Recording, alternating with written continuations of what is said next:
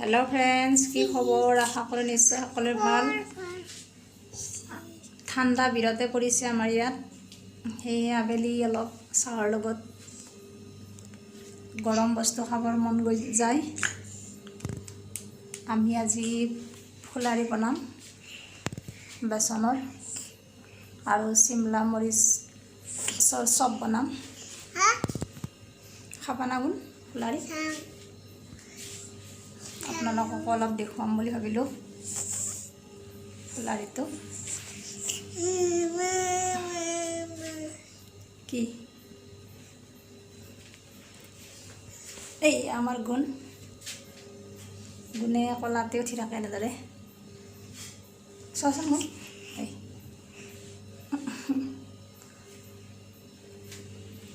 আহকচোন অলপ চাই লওক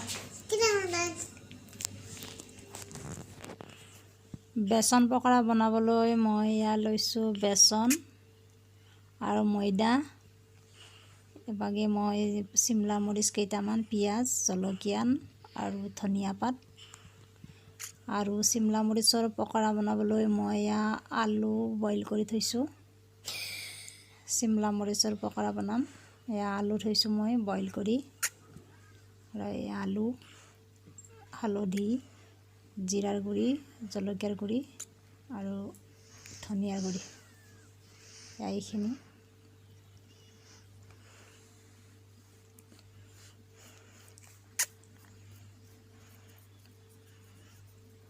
এতিয়া মই ময়দা দিছোঁ ইয়াত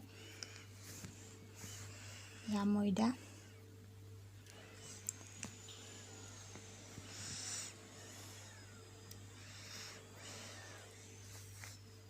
আৰু এয়া বেচন দিম আৰু এয়া বেচন লৈছোঁ মই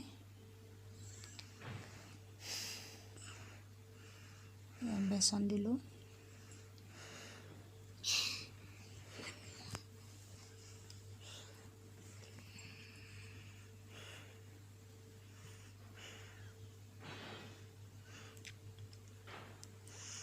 এতিয়া পিঁয়াজখিনি সৰু সৰুকৈ কাটি ল'ম ইয়াত পিঁয়াজখিনি কাটি ল'লোঁ মই আৰু ইয়াত মিক্স কৰি দিলোঁ পিঁয়াজ আৰু জলকীয়া মিক্স কৰি দিলোঁ মই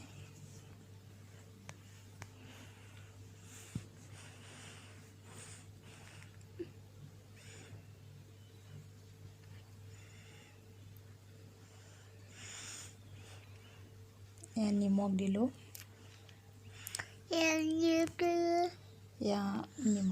নিমখ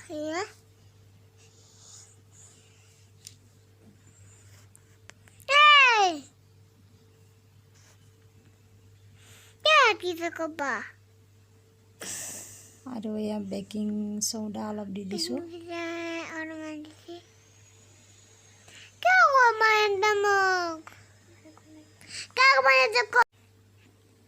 এয়া পানী দি মই ভালদৰে মিক্স কৰি ল'ম গোটেইখিনি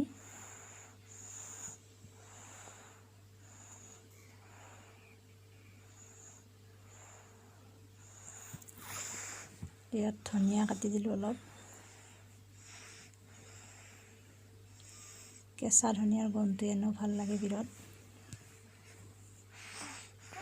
ধনিয়াখিনি আৰু ভালদৰে সানি ল'ম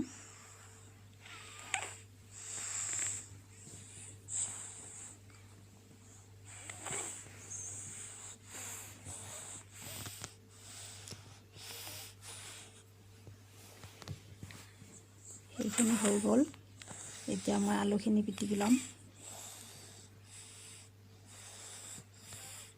আলুখিনিতো মই চেম মছলাই দিম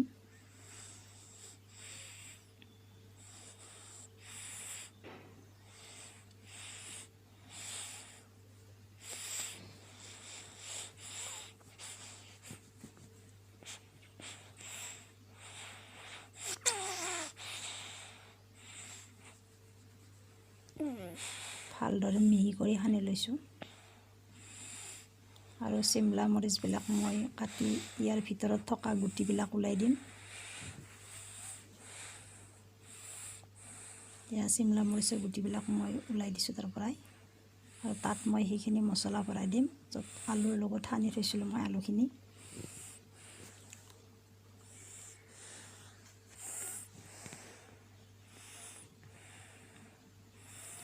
এতিয়া মই ইয়াত আলুখিনি ভৰাই দিলোঁ।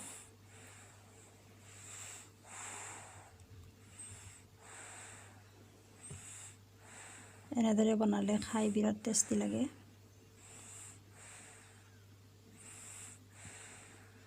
অকল চিমলা মৰিচো ভাজিব পাৰি বেচনৰ লগত, কিন্তু এনেদৰে আলু ভিতৰত সোমাই দিলে বেছি টেষ্টি হয় খাবলৈ। গোটেইখিনি মই এনেদৰে বনাই ল'লোঁ।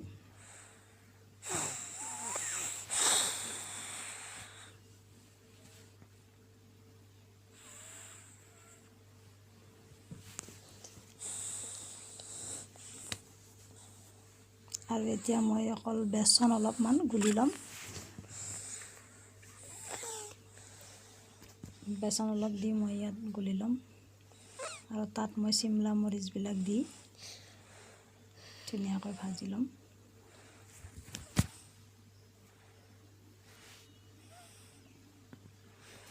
আৰু অলপ বেচনত নিমখ দি মই ধুনীয়া কৰি পানীৰ লগত সানি ল'ম এইখিনি।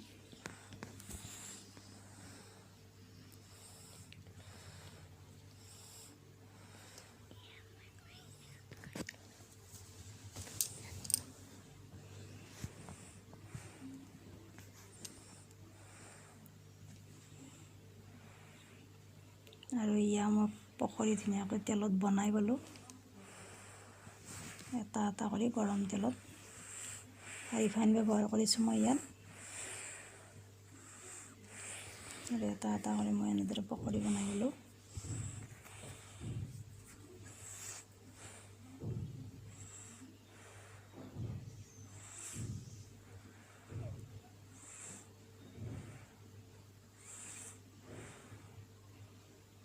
এইখিনি হওঁতে অলপ দেৰি লাগিব,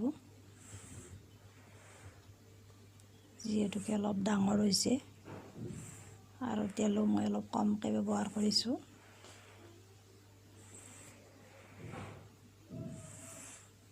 এটা ফাল হৈ গ'ল, আনটো ফাল মই ওলটাই দিছোঁ।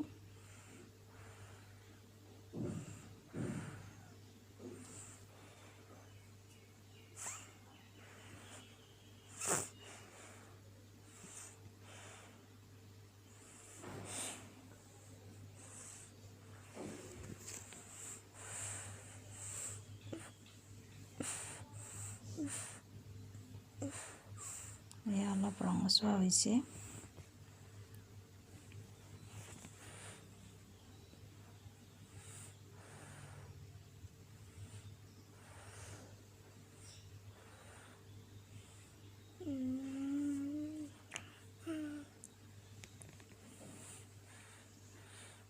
এয়া প্ৰায় হ'ব, ইয়াৰ ধুনীয়া গল্ডেন কালাৰ হৈ গৈছে।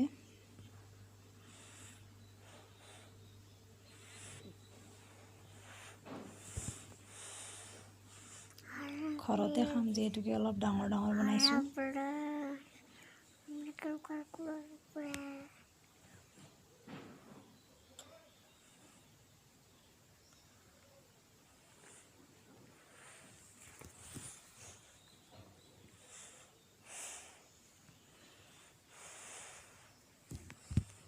এইকেইটা হৈ গ'ল, এইকেইটা মই ইয়াৰ পৰা কাঢ়ি ল'লোঁ।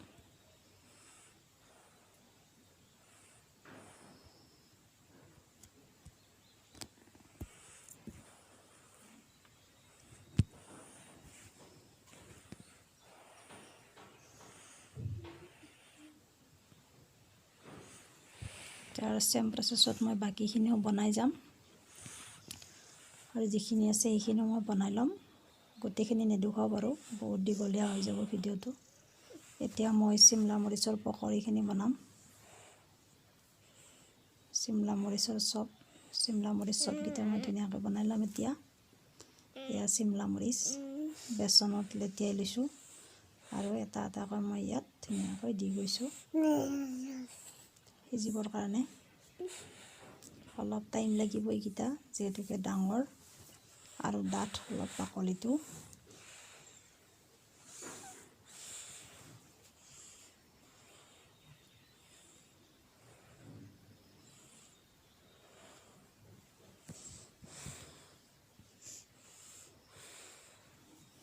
এনেদৰে বনাই খাবচোন আপোনালোকেও। চিমলা মৰিচৰ চপ খাই বিৰাটেই টেষ্টি লাগে।